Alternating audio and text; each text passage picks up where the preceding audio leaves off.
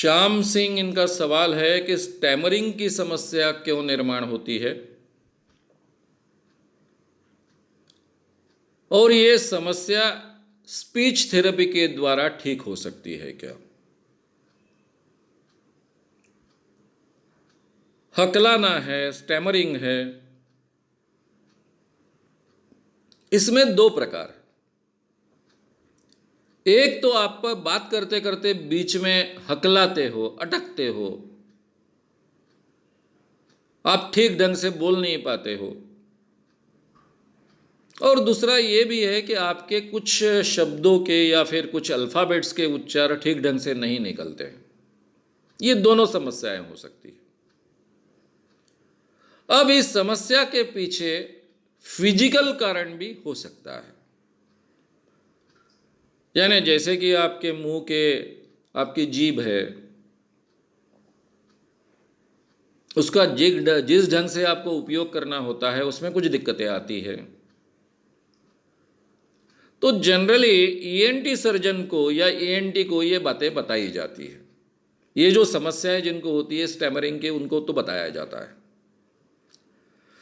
जब वो उसमें कोई फिजिकल कारण है ये रूल आउट करते हैं, उसी के बाद में इस समस्या को अलग ढंग से टैकल करने की आवश्यकता होती है। बेसिकली ये समस्या जो निर्माण होती है वो साइकोलॉजिकल समस्या होती है। इसमें फिजिकल एक बार रूल आउट कर दिया, यानी आपके जीभ में कोई अड़चन नहीं है, मुंह के किसी हिस्से में कोई अड़चन नहीं है, उस कारण कोई दिक्कत नहीं है, इसलिए आपके उच्चारण में कोई प्रॉब्लम आने की आवश्यकता नहीं है, या फिर बीच में अटक जाए ऐसी कोई प्रॉब्लम नहीं है, तो फिर यह साइकोलॉजिकल प्रॉब्लम है। किसी तो भी कारणवश एक ट्रॉमेटिक एक्सपीरियंस आपके जीवन में, आपके बचपन में आता है,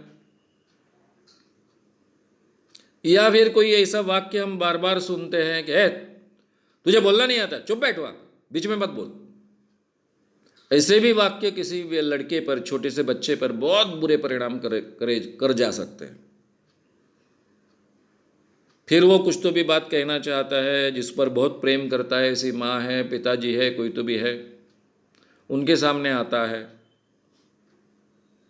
पहले ही उसके मन में है कि मैं कह नहीं पाऊंगा, कह नहीं पाऊंगा, कहने की कोशिश करता है, जल्दी उसके मुंह से निकलता नहीं है।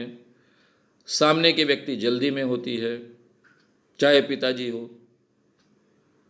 पिताजी थोड़े घर में अलग ढंग से व्यवहार करते हैं, उनको लगता है बच्चों को हमेशा डांट डपट करनी चाहिए, उनको डिसिप्लिन रखना चाहिए, ऐसे मानने वाले पिताजी है।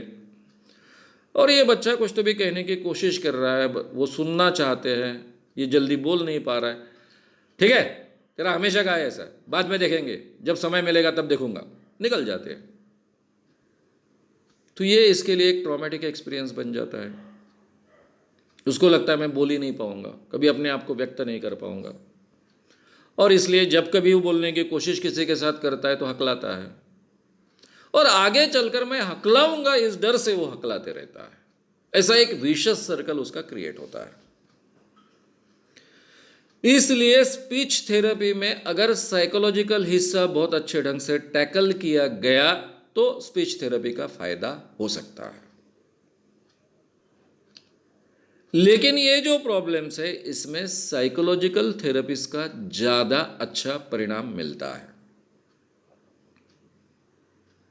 अब सम्मोहन जैसी प्रक्रिया से भी बहुत अच्छे ढंग से इस क्षेत्र में उपयोग हो सकता है। लेकिन यह कब संभव है, उस व्यक्ति पर निर्भर होता है। जिस दिन वो इस बात को स्वीकार लेगा कि हकलाने से मेरा कुछ बिगड़ता नहीं, मैं हकलाऊंगा तो भी कुछ बिगड़ता नहीं है, ऐसा मानकर चलेगा, उस दिन से उसका हकलाने का प्रॉब्लम्स कम होते जाएगा, और शायद एक दिन पूरी तरह से निकल भी जाए। मैं हमेशा कहने की कोशिश करता हूं कि हकलाने से तो कोई फर्क नहीं होता है। अब राजदीप सरदेसाई टीवी पर के इतने बड़े स्टार हैं, कितने साल हो गए वो टीवी पर बोल रहे हैं, आज भी बोलते वक्त कई बार हकलाते हैं वो, क्या बिगड़ा उनका? तो मैं हकलाता हूं, इससे कुछ मेरा बिगड़ता नहीं है, ऐसा जो मान लेता है उसका कुछ बिगड़ता नहीं है। दूसरा उदाहरण मैं शरद जोशी जी का देता हूं। वो 2 अल्फ़ाबेट्स बोल नहीं पाते थे, मराठी थे लेकिन मराठी के 2 अल्फ़ाबेट्स नहीं बोल पाते थे, फिर भी भाषण देते थे। हजारों की तादाद में उनके भाषण लोग सुनते थे, प्रभावित होते थे।